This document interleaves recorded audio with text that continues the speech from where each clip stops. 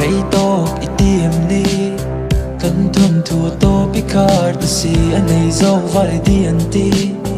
rin pak lo ino kan khar khi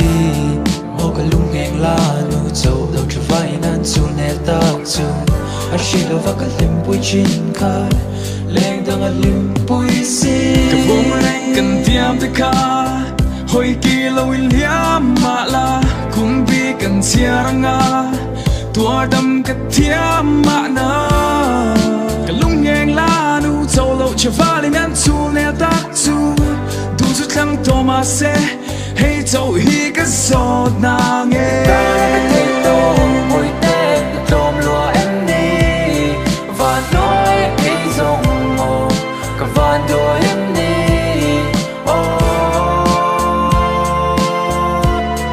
iliam to see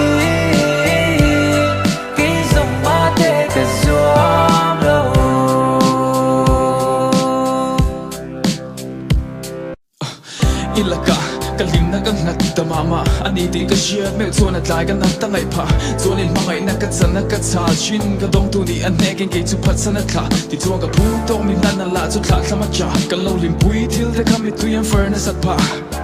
nia ka shia thin lo na la ka nga ma se ka phak to mangai nei pom ni tla ka ka da o na hi mi do lo hin lo ring ro di ka ma ka sia lo in lim na chau ka clear to a scene ma se vui liam ka mangai na hian mi thuam moi lom ni lung sak mi tu yang i mi ta ka thin mo big le ka ngai thiam che ngai tok che ro ka thiam lo mi ngai dam ro mi nung hi thama ka in ngai de thiam lo ka pu che ni su se ke ma lam zo boy te ma se he zo na ngai hi ka so du se ta ka te to boy te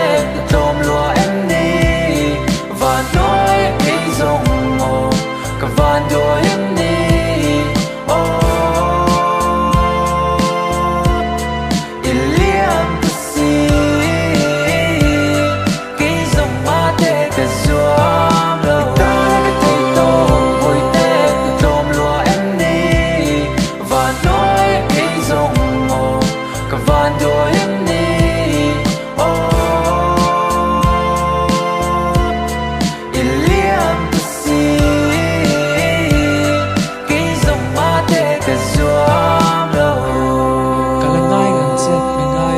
ka tam tu ro mi ngai dam te par moi ding ni so sia ka ta khan che I har ta em ni min tem su salai na ten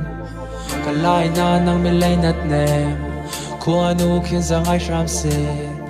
I tin lung am mel hem lo na ni ta di lin trong trai